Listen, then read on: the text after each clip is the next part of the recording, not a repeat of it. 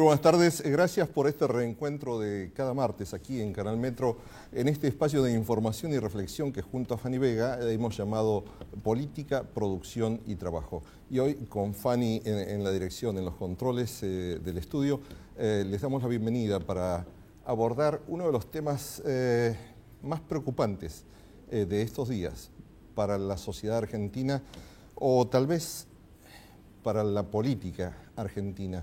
A veces la sociedad parece que no está tan enganchada con estos problemas, no nos entiende. Estamos hablando de la pelea con los fondos buitres entre la nación argentina y los fondos buitres por el tema de la deuda externa.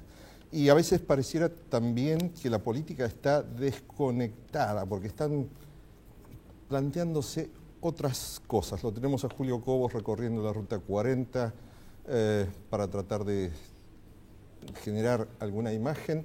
Lo tenemos a Massa divulgando encuestas que lo dan como primero en las preferencias, pero el interés nacional, ¿cómo se defiende? Y en esta pregunta que nos hacemos junto a usted, invitamos a Leopoldo Moró, un histórico dirigente radical, y a Mariano Kestelboim, un joven economista, para que nos ayuden a discernir estas preguntas, estos interrogantes. ¿Parece que la política argentina está indiferente frente al gran problema nacional que es la lucha contra los fondos buitres? Sí, da esa sensación. En realidad yo creo que la política está indiferente no solamente respecto a esta cuestión, sino sobre otros temas que también tienen mucha significación, algunos emparentados, ¿no? Por ejemplo, me llamó la atención que en general la dirigencia política, salvo excepciones, opinó muy poco sobre el significado de la reunión de los BRIC, sobre la creación de un nuevo banco de desarrollo o de un fondo compensador. Tampoco tuvieron demasiadas opiniones en torno a la visita del presidente de China, de Putin. Bueno, tampoco los medios tuvieron... No le dieron los medios espacio, pero bueno, pero eso es lo preocupante, que los políticos opinan en función del tamaño de los títulos de los medios. Eso implica una subordinación que se ha generalizado, ¿no? Y creo que eso le hace muy mal a la política, le hace muy mal a la sociedad, porque el político tiene que además cumplir una función, diríamos, docente, en el buen sentido de la palabra, no ubicándose por encima, pero haciendo de nexo entre estas cuestiones que en general tienen cierta complejidad, pero que es absolutamente imprescindible ponerlas en el debate público. Y además porque esto acentúa el rol de la democracia televisiva por encima de la democracia de partidos, ¿no? Es como hay como una resignación en este sentido, ¿no? Leopoldo, con tu experiencia, ¿crees que esta situación entre la Argentina y los fondos buitres debería definirse como una gran batalla nacional contra el capital financiero especulativo? Yo no sé si utilizar la palabra batalla, pero sí creo que es un momento de quiebre y creo que es un momento importante. En primer lugar porque el caso argentino ha trasladado a la comunidad financiera internacional y a la comunidad política internacional una discusión que viene, digamos, sottovoce hace mucho tiempo en torno a regular las reestructuraciones de deuda soberana. Yo no tengo duda de que tarde o temprano, y probablemente más temprano que tarde, esta cuestión empiece a debatirse seriamente en los foros internacionales. Por supuesto, mi preocupación es que no tengamos una solidaridad post-mortem, que no seamos el caso Carrasco, digamos, de las finanzas internacionales, ¿no? La Argentina ha planteado ayer, precisamente ante el Mercosur, en el grupo de cancilleres del Mercado Común, ha planteado la necesidad de hacer un abordaje integral del tratamiento de la deuda externa y la legislación que incide sobre cada uno de los países. Es un foro, en principio. Mariano Kestelboim, ¿cuáles son los riesgos para la economía internacional, para países como España, como Grecia, que están altamente endeudados hoy? ¿Cuáles son los riesgos que existen si Argentina no logra vencer este obstáculo jurídico que se está planteando en un juzgado de Nueva York por encima de la voluntad de un Estado nacional. Sí, claramente es un antecedente muy negativo el que se presenta tras el fallo de la justicia norteamericana.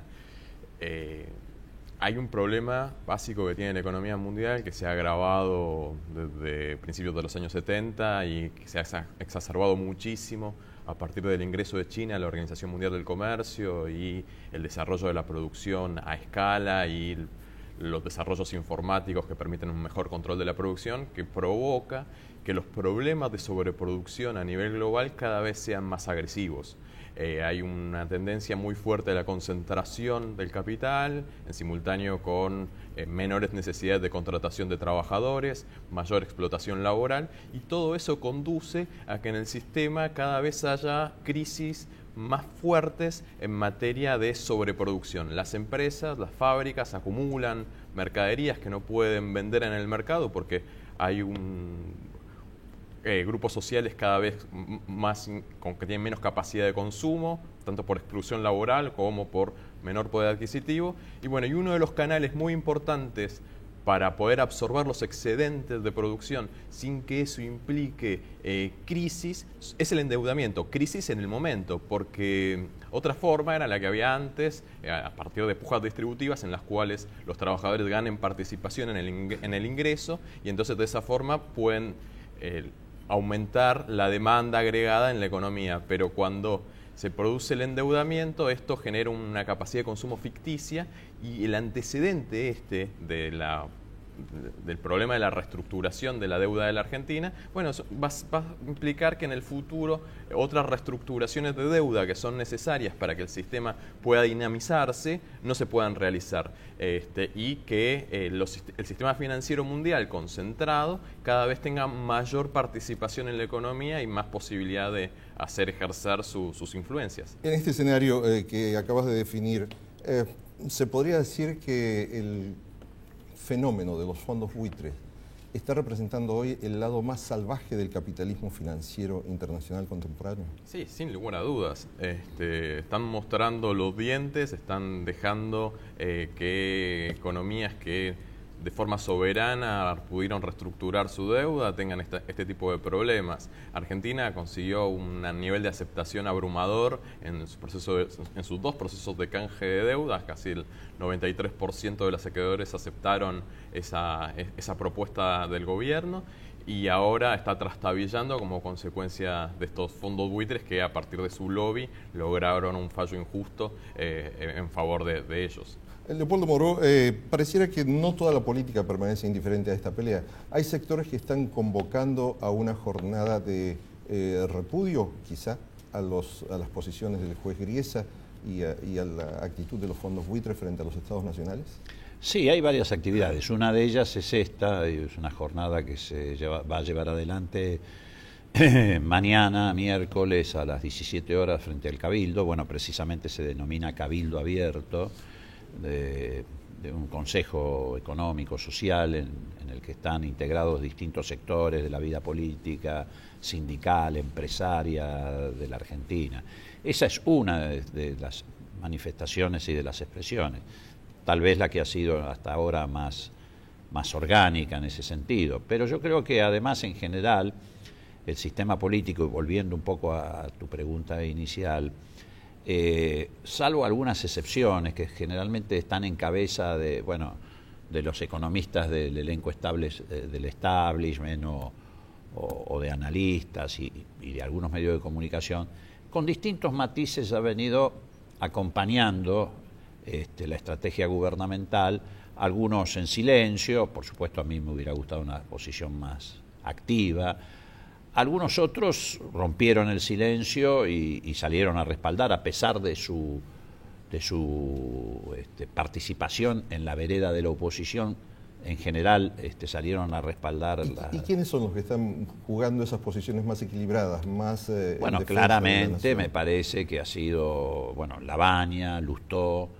Lustó no solamente se ha expresado acerca de que, no van a venir las 7 plagas de Egipto si finalmente hay una restricción de cobro, que de eso se trata, no de un default, si la Argentina no paga la sentencia, sino que además se subió al avión de la delegación parlamentaria que que hace unas semanas atrás fue a Estados Unidos a hacer lobby en favor de la Argentina.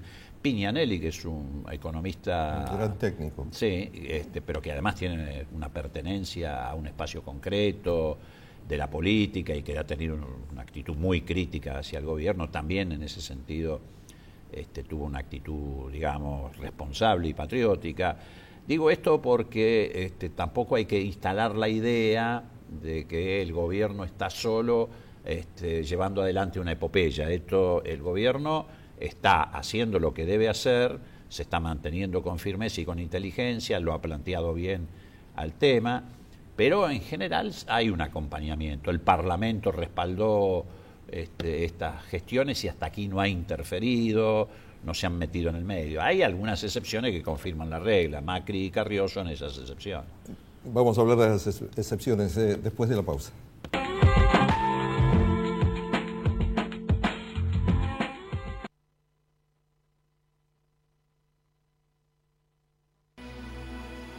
Entidad binacional Yacyretá, generando futuro. ¿Sabías que la legislatura fue declarada Monumento Histórico Nacional por el Decreto Presidencial 1495 del año 2011? Legislatura de la Ciudad Autónoma de Buenos Aires. Monumento Histórico Nacional. Tu voz en la ciudad. Servicios Regionales del Sur, Sociedad Anónima. Trabajamos integrando comunidad y empresas.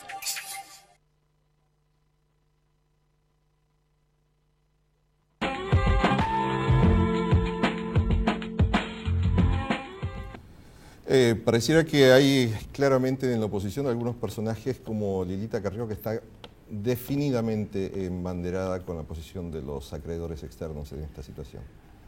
Sí, por eso te decía que son las excepciones que confirman la regla, en realidad.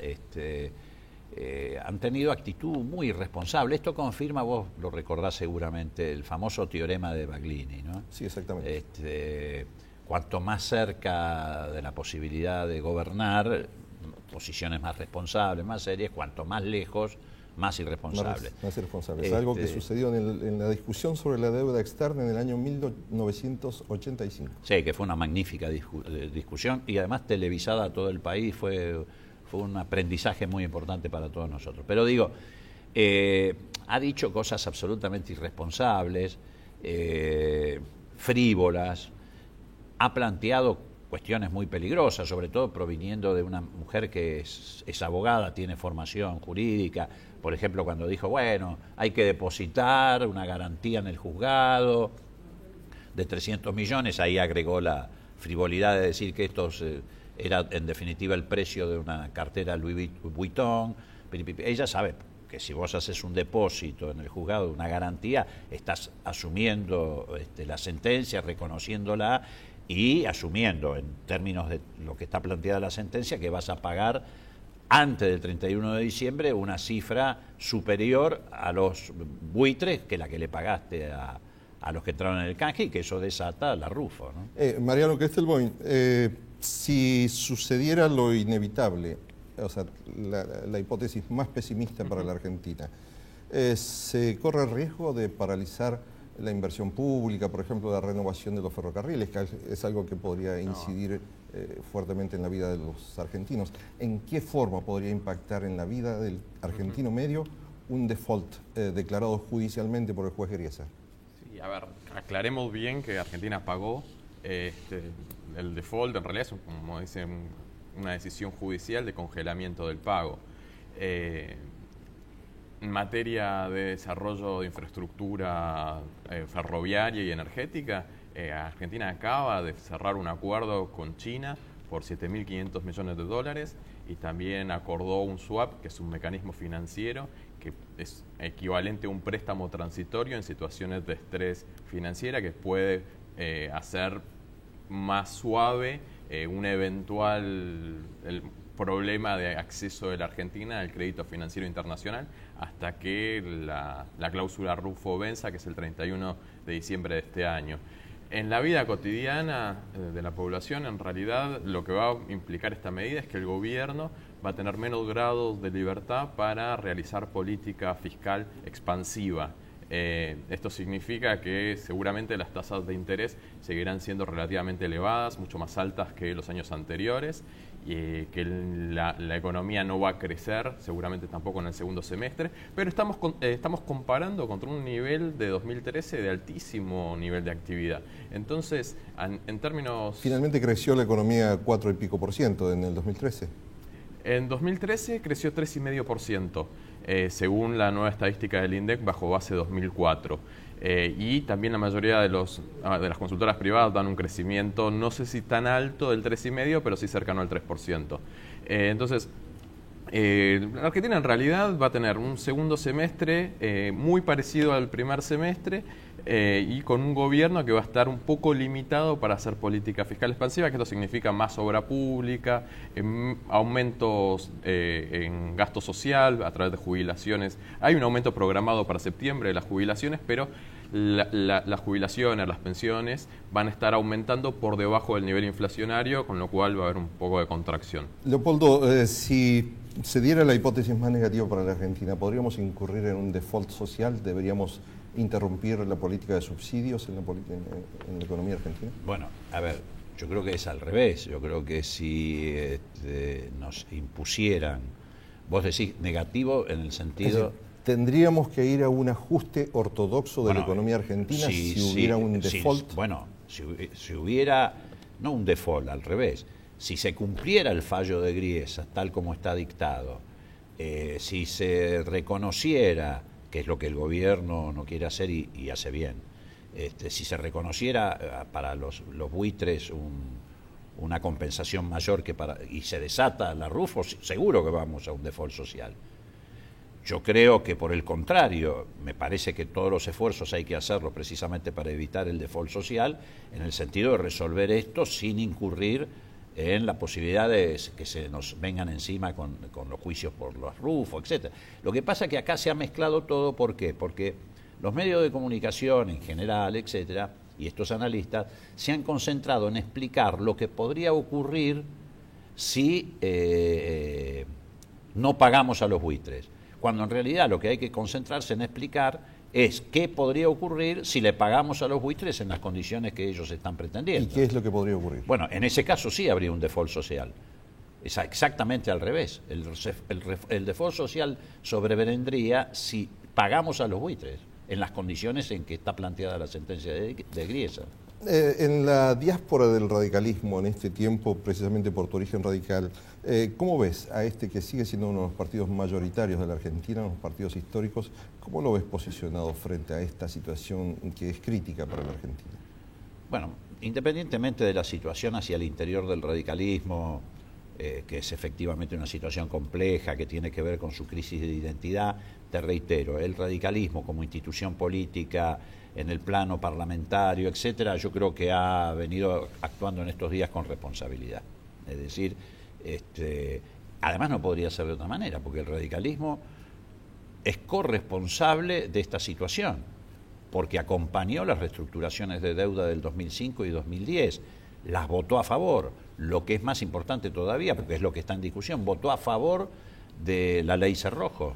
Hubo un tratamiento inclusive más desventajoso para la Argentina en los años 80, cuando se aprobó la capitalización de deuda externa, que permitía canjear bonos los famosos Brady, a precios de mercado para Brady, tomar activos de empresas públicas.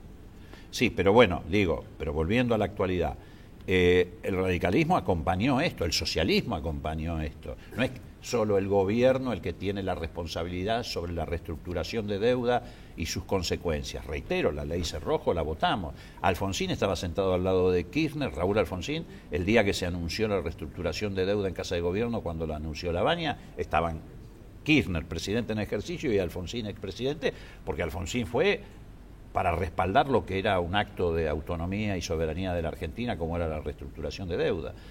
Entonces, separemos. El radicalismo sí, efectivamente está en una crisis de identidad y de dispersión, y además coqueteando con la idea de arreglar con Macri, lo que sería una negación de todo lo que ha sido la historia y la doctrina del radicalismo.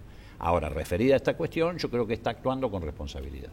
Mariano, ¿qué debe hacer el empresariado en esta circunstancia? Porque se ve desde afuera que, por ejemplo, la Unión Industrial de Argentina tiene una posición y la Unión Industrial de la provincia de Buenos Aires, que tal vez es la gran base social y económica de la Unión Industrial de Argentina, están en posiciones encontradas respecto a este tema.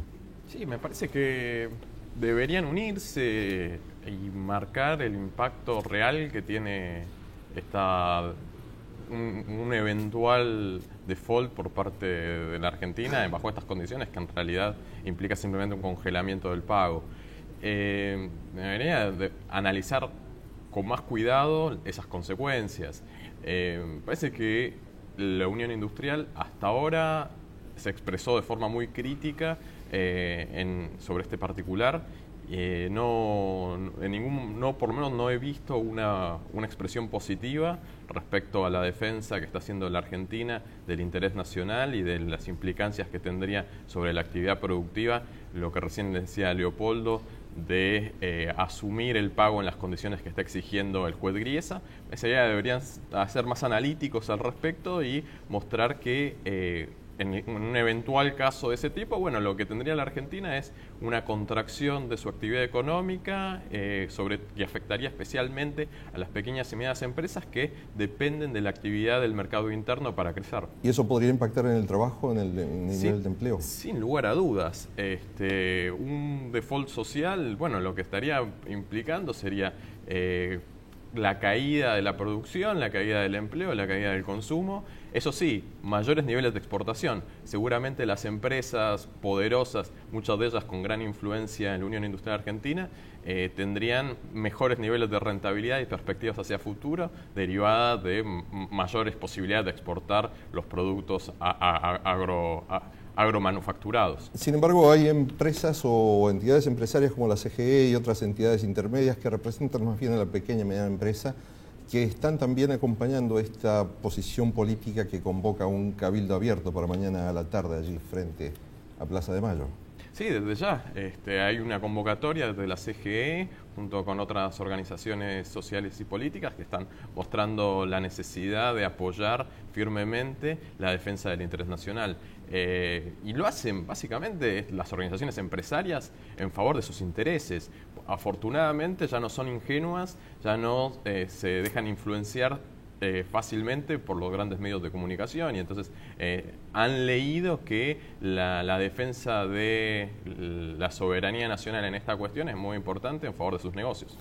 Leopoldo, como político experimentado, la sociedad, el ciudadano común, ¿debería tomar partido realmente, comprometerse de algún modo y acompañar esta acción del gobierno intentando defender los intereses nacionales?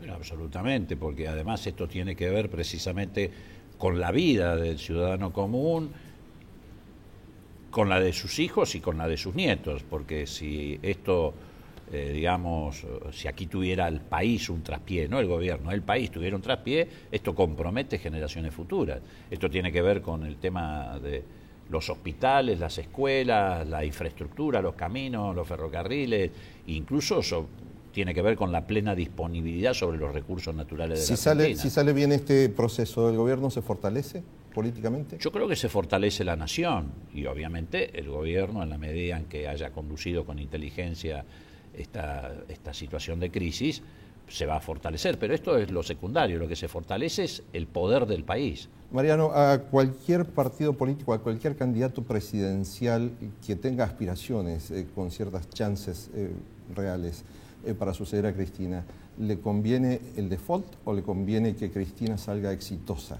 en esta pelea con los fondos buitre? A ver, lamentablemente siempre las decisiones se toman en el corto plazo, en general en la política. Y en el corto plazo una fractura, un traspié en esta negociación seguramente beneficiará a los grupos políticos que hoy se presentan como las principales alternativas. Pero en el mediano o largo plazo seguramente no, es un agujero, es un problema para toda la economía y para ellos también si llegan a gobernar. Mariano Kestelboim, muchísimas gracias por estar aquí en Política, Producción y Trabajo. Leopoldo Moro, muchas gracias como siempre por tu análisis político. No, por favor, con usted nos vemos después de la siguiente pausa.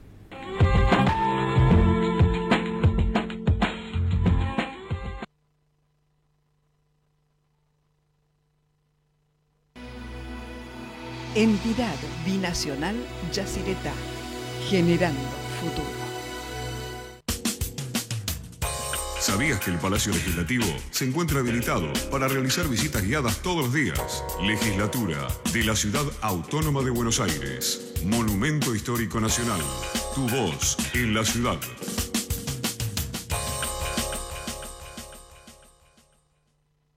Servicios Regionales del Sur, Sociedad Anónima. Trabajamos integrando comunidad y empresas.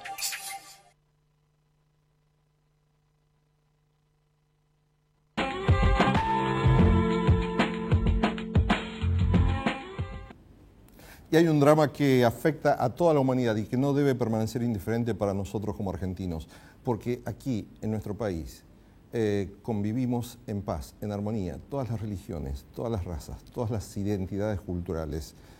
Y esto es importante, importantísimo tenerlo en cuenta en este momento en que Medio Oriente sigue jugando un capítulo dramático, sigue protagonizando un capítulo dramático para todos nosotros, quienes vemos por televisión, quienes vemos en los diarios, quienes oímos por las radios, lo que significa el enfrentamiento entre israelíes y palestinos.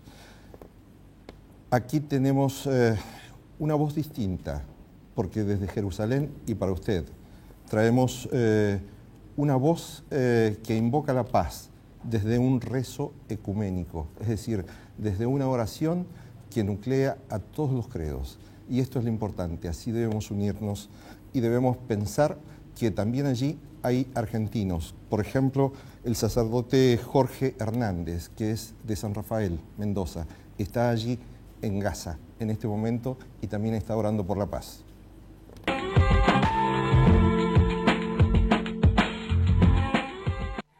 Participaron en la oración los representantes de las iglesias de Tierra Santa y muchos laicos.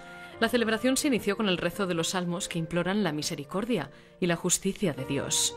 Además, un pase del Evangelio de San Mateo sobre la eficacia de la plegaria. La luz de las velas ha iluminado la intercesión por las víctimas de la guerra. I cristiani tutto il mondo devono pregare perché la Terra Santa è una questione. Los cristianos de todo el mundo deben rezar por Tierra Santa, no solo por la cuestión palestino-israelí. Tierra Santa es la raíz de todos los cristianos. Todos son responsables y deben asumir esta responsabilidad para llevar a ambas partes a la reconciliación.